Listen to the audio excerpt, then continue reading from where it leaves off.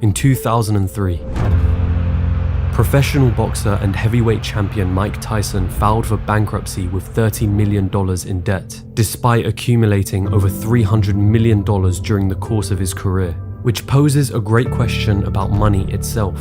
Because a great deal of our actions or our motivations in life have an underlying desire or need to acquire it. But what's the point in acquiring it if the great issue seems to be with our ability to manage it?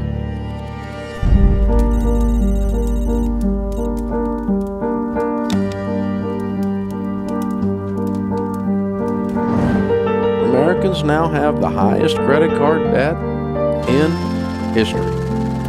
Translation: you didn't learn anything! Debt is an invisible burden being carried by the country's most vulnerable. Of course, these statistics are reflective of the UK and the US, but consider for a moment your own attitude towards money and how money exists in your own life. What is money to you? Does it seem to enter your life and immediately leave once you have it?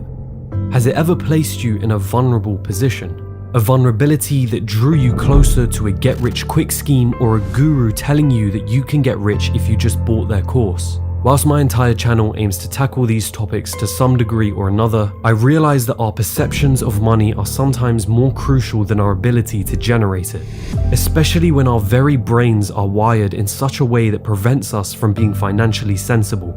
Does it really matter if you're earning more than 6 figures a year if by the end of that year you have nothing left to show for it? Where is the disconnect?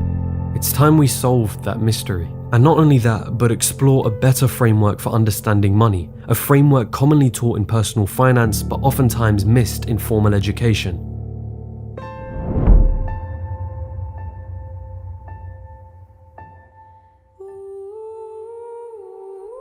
A question. What is money? Or rather, what does money represent? When you make a purchase from Amazon, when you're paid for your time working at a job, what is the significance of money in these transactions? Money is commonly defined as a medium of exchange, an instrument that facilitates the sale, purchase, or trade of goods between parties. But I don't think this says much about what money actually represents. I think a better way of looking at money is an expression of value. You hand over a certain amount of money to purchase something because you perceive its value to be equivalent to the amount of money that you handed over. Of course, the price is often not determined by you as an individual, but the market as a whole. But hone in on this one point.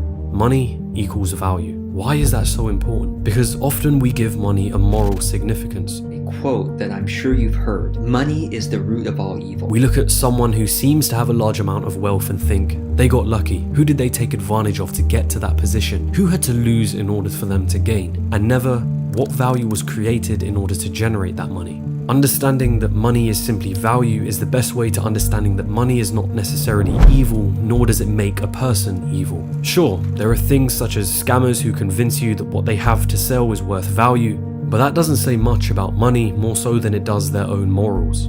Money simply opens your options and broadens your horizons. The choices you make with that money have everything to do with your own moral dispositions.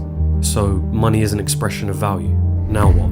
How does this change the reality of a person living paycheck to paycheck or someone who is consumed by credit card debt? The simple mention of money equals value changes nothing. It may make me see money in a different light, but what part of that is actionable advice? To answer that question, I'll pose to you another question. What is your relationship with money?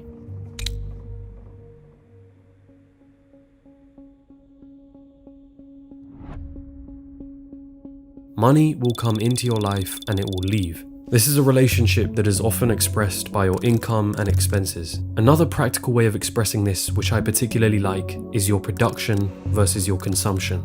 For the most part, money will enter your life because you have produced some form of value. And for most of us, this value will come in the form of labor, a job. Money will leave when you have consumed something, a Netflix subscription, a new car, a house. In many ways, we can look at the net worth of an individual as a metric for determining their relationship between consumption and production. Now cast your mind back to those statistics I mentioned at the start of this video. What part of the consumption versus production relationship do you think is at fault here? Consider yourself for a moment. Think about all the money that has entered your life and left. How much of that do you still have in possession today or invested into some sort of asset? And which part of this relationship do you feel is unbalanced or needs improving? The likelihood is both. But for most of us, the biggest issue lies in our consumption. Remember the Career Builder study that found that 78% of American workers were living paycheck to paycheck? Well, it also found that of the workers who made $100,000 or more a year, 1 in 10 of them were living paycheck to paycheck. Now you could argue that someone earning 6 figures a year may still like to earn more, but when you are paid a figure that is well above the average wage and the cost of living, and yet you still somehow find a way to spend it all, I'd argue that your relationship with consuming must be fixed before you even consider your relationship with production. As any wealthy celebrity who has filed for bankruptcy can show us, production means nothing when you have a problem with consumption.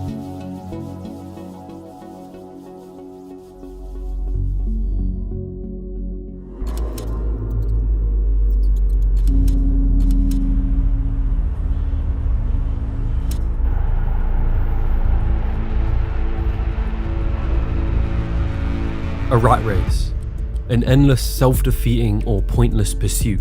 Sometimes the rat race is conflated with working a 9-to-5 job. It's a comparison often used by certain individuals to guilt you into buying programs and books for them. But this seems extremely unfair, mostly because it aims to villainize a job and excludes the fact that there are those who either love or are perfectly fine with their jobs, or have other aspirations aside from their 9-to-5. A real rat race is one that is living on a financial edge, being one paycheck away from broke, constantly. A feeling as though the moment money enters your life, it immediately disappears. And the more responsibilities you have, the more dangerous this relationship becomes. The loss of a job, an unexpected health accident, or any unexpected circumstance for that matter can throw your entire financial position into turmoil. And consider the mental consequences of living on this financial edge. Your job no longer becomes an option. It becomes a necessity in order to keep funding your lifestyle or to keep paying off debt. To quote Tyler Durden from Fight Club, the things you own end up owning you. What's the silver lining? It doesn't have to continue like that. The first stepping stone in personal finance will have you drawing an awareness to your relationship with money. This is often done by journaling your monthly expenses, categorized as housing, transportation, food, utilities, entertainment, and so on. It's about understanding yourself as a consumer, but this part is tough. In behavioral finance, this feeling can often be labeled as the ostrich effect, which is our tendency to want to avoid negative financial information. It's that feeling you get when you refuse to look at your bank account after a night out, fearing what it might show. And yet once you pass this stage, it's time for you to take control over your behavior as a consumer. This often involves the idea of budgeting, deciding each month how much you aim to spend on each of these categories and sticking to it. It's about systematically looking at what you consume and finding ways in which you can minimize these things to ultimately live below your means. In other words, having a lifestyle that still leaves you with enough money to save and invest in some form or another. It's also important to note that before you ever decide to invest, one of the most common practices in personal finance is to keep an emergency fund, a specific amount of savings that you hold on to in case of an emergency. This fund would typically hold 3 to 6 months worth of expenses. The idea, however, of living below your means is an important one. Because why would we choose to do otherwise? Why would we choose to live a lifestyle that we cannot afford, or one that places us on this financial edge? I could make an entire video on our cognitive biases. The ostrich effect is just one of which can affect your financial position. Then there's hyperbolic discounting, a tendency to favor short-term rewards as opposed to greater rewards in the future. This is you choosing to purchase a new pair of shoes instead of saving that money towards a future investment. Or there's social proof, our tendency to think and act as others around us think and act. When the people around you are buying one thing, you buy it too. Or when the people around you establish money as a means of evil, you're likely to assume the same thing too. The phrase, keeping up with the Joneses, summarizes this great problem of consumption. It's a phrase defined by Google as trying to emulate or not be outdone by one's neighbors. They buy a new Porsche, you buy one too. They have nice clothes, you get some too. They renovate their home, you do it too. All in the attempt of impressing or trying to keep up with others due to some form of social pressure. Only in today's world, the Joneses are not literal neighbors. They're far more present than that. We are all vulnerable to social approval. We really care what other people think of us. But the problem is we're measuring our self-worth by how many people like what we're posting. Governor of the Bank of Canada stated it succinctly. For most Canadians, debt is a fact of life, at least at some point.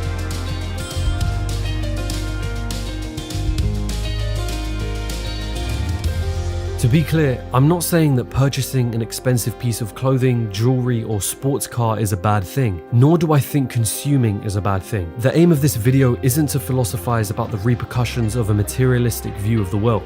It's about drawing an awareness to who you are as a consumer. Do you care more about appearing as though you have money or actually having money?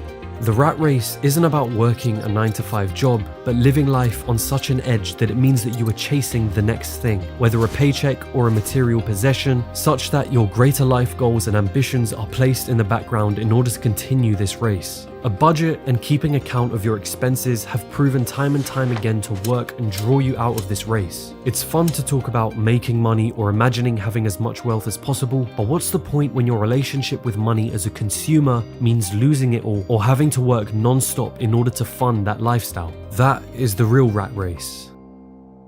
But with all of that being said, let's talk about making money.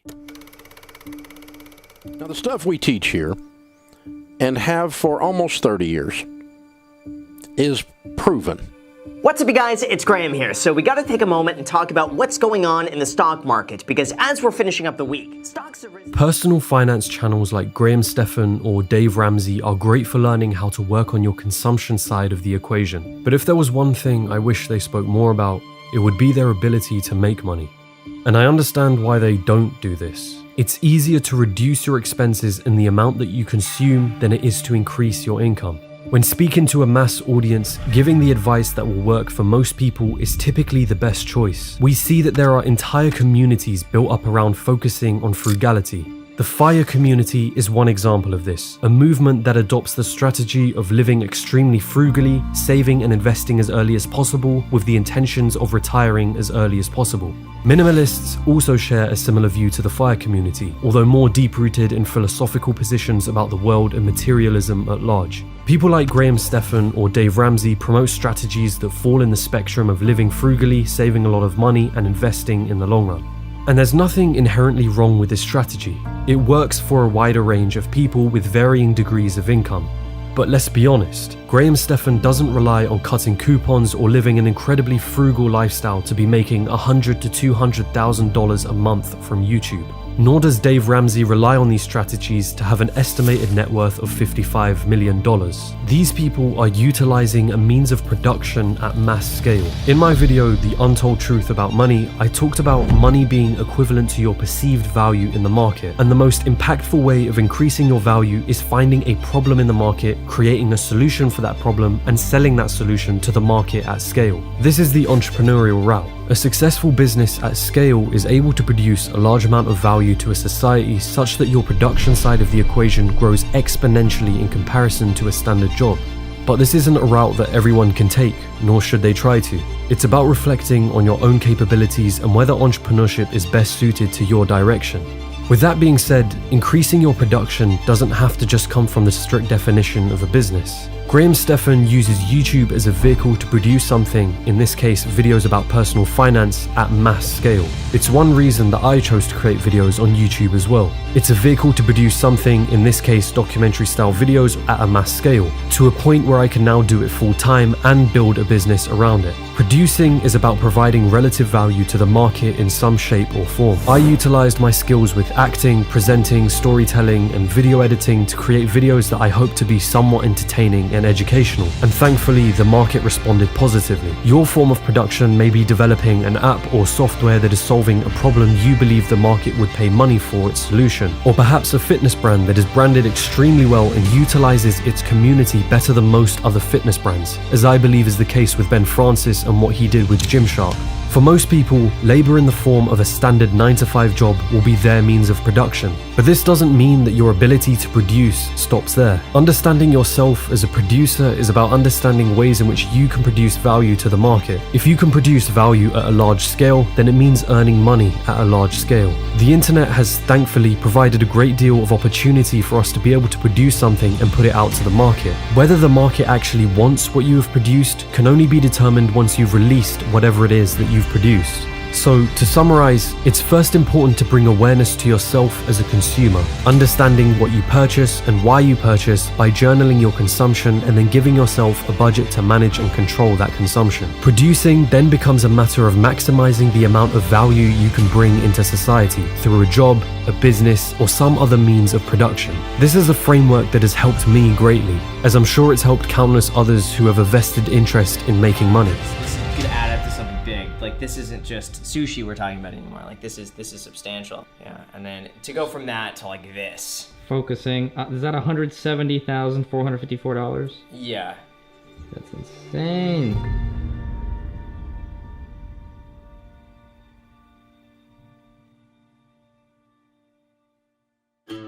Hello my friends. Before you click off the video just yet, I want to say one thing. Thank you so much for watching to the end of this video. You watching to this point is hopefully proof that I've provided some kind of value to you in some way or another, so be sure to hit the like button. And if you want to see more videos around the topics of business, money, finance in general, then be sure to hit the subscribe button. I've also got a Patreon where I post behind the scenes stuff and I do questions and answers, and I've got a bunch of other exciting plans for it. So if that interests you and you'd like to support the channel further, do check it out. The link is in the description below. Now, for me personally, combining what I know about personal finance and entrepreneurship has really helped me the most. And as I mentioned, this YouTube channel was one way in which I knew I could produce some kind of value into the market at scale. If you want to do more extra reading on these subjects, if it interests you, there's 2 really good books on personal finance related stuff. The Millionaire Next Door and Your Money or Your Life. These are really good personal finance books. And of course, if you know me, you know I really love MJ DeMarco's work, so check them out if you want to also see the entrepreneurship side of stuff. But with all of that being said, my friends, I hope you have a wonderful rest of the day. I will catch you in the next video or on my Instagram or Twitter if you have me on there. As usual, hands ahead, salute. So many days is yet to come. Too many times has come to pass. Too many moments put aside. Getting out alive, getting out alive. Writing letters in the sand.